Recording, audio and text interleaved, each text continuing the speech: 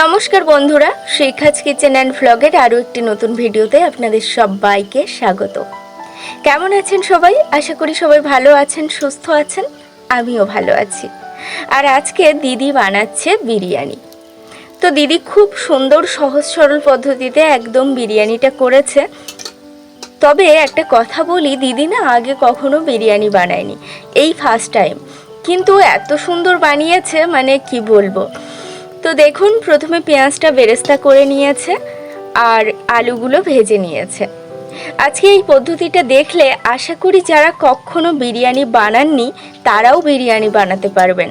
আর হ্যাঁ, খুব অল্প পরিমাণ নয়, খুব বেশি পরিমাণে হলেও বানাতে পারবেন। মানে ধরুন 10 জন 9 জন এরকম হলেও আপনারা বানাতে পারবেন। তো তারই জন্য পেঁয়াজগুলো এখানে বেরেস্তা করে নিয়েছে আর আলুগুলো ভেজে নিয়েছে। এবার করে নেবে চিকেনটা এখানে নুন, হলুদ, লঙ্কা এগুলো দিয়ে সব সুন্দর করে মেখে নিয়ে তারপর চিকেনটা কড়াইতে দিয়ে দেবে। আর বিরিয়ানির চিকেনটা যেহেতু ভালো করে সেদ্ধ করে নিতে হয়, তাই আগে সেদ্ধ করে নিতে হবে। একটু হালকা কষিয়ে সমস্ত মশলা দিয়ে তারপর সুন্দর করে সেদ্ধ করে নিতে হবে, কারণ দমে বসানোর পরে আর সেদ্ধ হয় না কিন্তু। তাই আগে থেকেই কড়াইতে রান্নার সময় সুন্দর করে সেদ্ধ করে নিতে হয়। তাই সেটাই দিদি এখানে করে নিচ্ছে।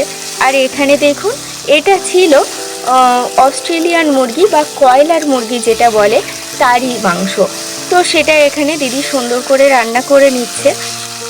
আসলে কথাই বলে, জীবনে চেষ্টা থাকলে অনেক কাজেই সফল হওয়া যায়। সব কাজ বলবো না, অনেক কাজেই আমরা চেষ্টা করেও সেটা সফলতা পাই না, কিন্তু চেষ্টা থাকলে আমরা ম্যাক্সিমাম কাজে সফল হই। আর যদি সফল নাও হতে পারি, তবু তো মনকে বোঝাতে পারি যে চেষ্টা তো করেছিলাম, হয়নি কি আর করা যাবে। তো তেমনই দিদি আগে কখনো বিরিয়ানি করেনি। তো আমি সবসময় বলতাম, দিদি এমন কোনো ব্যাপার নয় আর এতটাও কঠিন নয়, কারণ রান্না জিনিসটা সম্পূর্ণ নিজের থেকে করতে হয়, নিজের মন থেকে। তো রান্নার কোনো এমনটা করতেই হবে, এমনটা না করলে হবে না, তেমন নয়। নিজের মতো করে করলেও ভালো লাগে। তো আমি বললাম যে বিশেষ কোনো পদ্ধতি, লোকে যেটা করছে আমার সেটা করতে হবে এরম কোনো ব্যাপার নেই, নিজের মতো করে করবে, শুধু ওর স্টেপগুলো ঠিক থাকলেই হবে। তো দিদি সেই মতো যে কথা সেই কাজ, তাই জন্য আজ নিজেই ট্রাই করছে। তো দেখুন চিকেনটা কি সুন্দর কালার এসেছে আর চিকেনটা প্রায় রেডি হয়ে গেছে। তবে এই জলটা আরেকটু হবে, এই জলটা আরেকটু শুকিয়ে যাবে। আর এখানে গরম জলে আমুল দুধটা গুলে নিচ্ছে, তারপরে একটু কামধেনু দেবে আর সমস্ত যেগুলো মানে কেওড়া জল, গোলাপ জল, আতর, এগুলো এক ছিপি করে পরিমাণ মতো দিয়ে দেবে। দিয়ে গুলিয়ে নিয়ে তারপর এটা যখন দমে বসানো হবে তখন এটা ব্যবহার করতে হবে। এটার ব্যবহার তখন, এটা এখন নয়। আশা করি অনেকেই বিরিয়ানি করতে পারেন, তবে যারা পারেন না তাদের জন্য একদম পারফেক্ট সহজ সরল পদ্ধতি। তো এখানে হাঁড়িতে জল দিয়ে দেওয়া হয়েছে পরিমাণ মতো, মানে চাল যতটা ততটা পরিমাণ মতো, তার থেকে একটু বেশি, কারণ ভাতটা ফুলবে, তার জন্য একটু বেশি পরিমাণ জল হাঁড়িতে দিয়ে দেওয়া হয়েছে। তেজপাতা, দারচিনি, লবঙ্গ আর এলাচ। তারপর দিয়ে দেওয়া হচ্ছে 2 চামচ সাদা তেল, যেটাকে রিফাইন্ড অয়েলও বলা হয়। এই তেলটা 2 চামচ দিয়ে দিচ্ছে, কারণ কি বলুন তো, ভাতটা একদম ঝরঝরে হবে, তার জন্য এটা দিয়ে দেওয়া হলো। এবার হাঁড়ির জলটা ভালো করে গরম করে নিতে হবে, ফুটতে থাকবে, সেই অবস্থায় চালটা দিয়ে দিতে হবে। তো তাই জন্য দিদি এখানে জলটা যখন গরম হয়ে গেল আর জলটা ফুটে গেল, তখন সেই ভেজানো চালটা দিয়ে দেওয়া হলো। আরেকটা কথা বলি, এই চালটা প্রায় 1 ঘন্টা মতো ভেজানো ছিল। সেই ভেজানো চালটা ফুটতে থাকা গরম জলে দিয়ে দেওয়া হলো। এবার ভাতটা একটু শক্ত থাকতে, মানে মনে করুন ওই 5% কি 7% শক্ত থাকতে ভাতটা নামিয়ে নিতে হবে। তার জন্য দিদি এখানে একবার চেক করে নিচ্ছে ভাতটা কতটা হলো। তো ভাতটা হয়ে গেছে, এবার হাঁড়িতে দিয়ে দেওয়া হলো ঘি। কারণ কি বলুন তো, হাঁড়ির তলায় ভাতটা লেগে যাবে না, বা ভাতটা যখন বাড়া হবে তখন খুব সুন্দর করে বাড়া যাবে, একদম ঝেড়ে ঝুড়ে বেড়ে নেওয়া যাবে। তার জন্য হাঁড়ির তলায় পরিমাণ মতো ঘি দিয়ে সুন্দর করে সেটা ছড়িয়ে দেওয়া হচ্ছে। আপনারা চাইলে এটা অ্যাভয়েড করতে পারেন, তবে দিলে খুব ভালো হয়। তার জন্য এখানে ঘি দেওয়া হলো, যেহেতু ঘিয়ের ফ্লেভারটাও পাওয়া যাবে, আর তাছাড়া ঘিটাও দিলে হাঁড়ির তলাটা ধরে যাবে না বা ভাতটা বাড়তে সুবিধা হবে। তার জন্য হাঁড়ির তলায় ঘিটা দিয়ে দেওয়া হলো। তো এবার দমে বসানোর জন্য একে একে ভাত, চিকেন আর সেই গুলিয়ে রাখা দুধটা দিয়ে দেওয়া হবে। তো দেখতে থাকুন, আশা করি ভালো লাগবে। তো প্রথমেই হাঁড়ির তলায় দিয়ে দেওয়া হচ্ছে ভাত, আর এই ভাতের ফ্যানটা খুব ভালো করে যে ঝরাতে হবে তা নয়, খুব ভালো করে না ঝরালেও হবে। কেন বলুন তো, যেহেতু ভাতটা একটু শক্ত আছে, মানে বললাম যে কিছুটা একবারে ভাতটা হয়ে গেলে হবে না, কারণ ভাতটা যখন দমে বসানো হবে তখন কিন্তু নরম হয়ে যেতে পারে। তাই একটু শক্ত থাকতে ভাতটা নামিয়ে নিতে হবে। আর সেই ভাতটা একটু জল জল থাকা অবস্থায় এইরকম দেখুন গরম আর ভাব উঠছে, তো এরকম অবস্থায় হাঁড়ির তলায় ভাতটা কিছুটা পরিমাণ ছড়িয়ে দিতে হবে পরিমাণ মতো।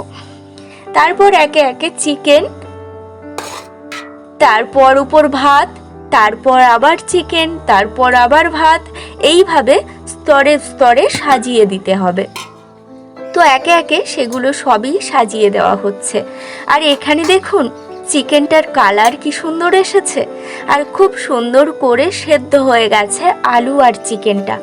আর হ্যাঁ, খুব জরুরি কিন্তু চিকেনটা সেদ্ধ করে নেওয়া, আর খুব বেশি কষালে কিন্তু চিকেনটা শক্ত হয়ে যেতে পারে, তাই খুব বেশি কষাবেন না, ভালো করে সেদ্ধ করে নিয়ে তারপর ভাতের উপরে চিকেনটা এভাবে দিয়ে দেবেন। তারপর আবার ভাত দিয়ে দেওয়া হবে। স্টেপে স্টেপে সব কিছু সুন্দর করে সাজিয়ে দিয়ে এবার দমের পালা। রান্না জিনিসটা সবাইকেই শেখা উচিত বা জানা উচিত, আমার ব্যক্তিগত মতামত। কারণ কি বলুন তো, কোনো কিছু খেতে ইচ্ছে করলো বা নিজের হাতে দেখা যাচ্ছে সেই জিনিসটা আপনি বানালে সব থেকে ভালো বানাতে পারবেন, সেই জিনিসটা আর অন্য কেউ বানালে হয়তো আপনার অতটাও ভালো লাগবে না, কিন্তু আপনি কখনো চেষ্টাই করেননি, পারেন না। কি ছেলে কি মেয়ে, ছেলে মেয়ে নির্বিশেষে রান্না কখনো পৃথক করে বলা যায় না যে এটা একদম মেয়েদের জিনিস, এটা ছেলেদের করাই যাবে না। আসলে কি বলুন তো, দেখা যাচ্ছে যখন বউ অসুস্থ হলো বা দেখার কেউ নেই, তখন তাদের রান্না করে খেতে হচ্ছে, কিন্তু রান্নাটা জানেই না, তখন তো সে নিজেই খাওয়ার কষ্ট পাবে, তাই না? তাই জন্য রান্নাটা শিখে রাখা খুব জরুরি। আসলে জীবনটা কখনো একভাবে কারুর চলে না, জীবনে ভালো দিন মন্দ দিন আসবে। এখন যেমনটা চলছে ভবিষ্যতে তেমনটা নাও চলতে পারে, তাই রান্না জিনিসটা শিখে রাখা খুব জরুরি। আমার দিদি বলতে পারেন আমার দ্বিতীয় মা, কারণ আমি ছোটবেলায় মা হারানোর পর আমার দিদিই আমাকে বড় করেছে মানে পড়াশোনা যখন করেছি তখন মানে আমি দিদির বাড়িতে বেশ কিছুদিন ছিলাম, তারপর আমি বাড়ি চলে যাই। তারপর সেখান থেকে আমার পড়াশোনা, আমার পরীক্ষা দিতে যাওয়া, আমার সিট পড়া, সব কিছুতে আমার দিদি আমার সাথে ছিল। এখনো পর্যন্ত আমি অসুস্থ হলে দিদিই আমার ভরসা। তো তার জন্য দিদি আমার দ্বিতীয় মা বলতে পারেন। আর ছোট থেকে মানুষ করেছে বলে এতটাই মায়া করে আর এতটাই ভালোবাসে, কি বলবো জানি না অন্য কারুর ভাই বোনের প্রতি এতটা টান আছে কিনা, তবে আমাদের ভাই বোনের প্রতি একটা অন্যরকম টান আছে। কারণ ছোট থেকে মা নেই, তাই ছিলাম একে অপরের ভরসা আর একে অপরের শক্ত কাঁধ। তার জন্য তিন ভাই বোনের উপরে খুব ভরসা করে আমরা বড় হয়েছি। একে অপরের পাশে থাকা, একে অপরের বিপদে পাশে দাঁড়ানো, তো সব ক্ষেত্রেই আমরা তিনজনের সাথী ছিলাম। তার জন্য আমার দিদি আমাদের মায়ের মতো মানুষ করার কারণে দিদি আমাদের অতিরিক্ত ভালোবাসে। আর আমার দিদির হাতের রান্না যেমন সবাই মায়ের হাতের রান্না খুব পছন্দ করে, তেমন আমরাও আমার দিদির হাতের রান্না খুব পছন্দ করি, যেন একদম মায়ের হাতের রান্না। আর আমার দিদি প্রত্যেকটা জিনিস খুব সুন্দর রান্না করে। আমি তো যেন অন্যরকম একটা গন্ধ পাই, যেন মা মা গন্ধ, যেন মায়ের হাতের রান্না। তো মা তো হারিয়েছি অনেক ছোটবেলায়, ইচ্ছে করলেও মায়ের হাতের রান্না আর কখনো খেতে পারবো না। তবে যখন যাই দিদির কাছে, আমি কিছু না খেতে চাইলেও আমার দিদি আমার জানে আমি কি খেতে ভালোবাসি, সমস্ত খাবার আমার দিদি নিজের হাতে তৈরি করে আমাকে খাওয়ায়। আর দেখুন এখানে সব আপনাদের সাথে কথা বলতে বলতে সব কিছু রেডি হয়ে গেল। দিয়ে দিল দিদি সেই তৈরি করে রাখা দুধ জলটা, যাতে 1 চামচ আতর, 1 চামচ গোলাপ জল, 1 চামচ কেওড়া জল এগুলো দেওয়া ছিল, আর দেওয়া ছিল কামধেনু আর দুধ। সেটা দিয়ে দেওয়ার পরে দেখুন বিরিয়ানিটা একদম রেডি।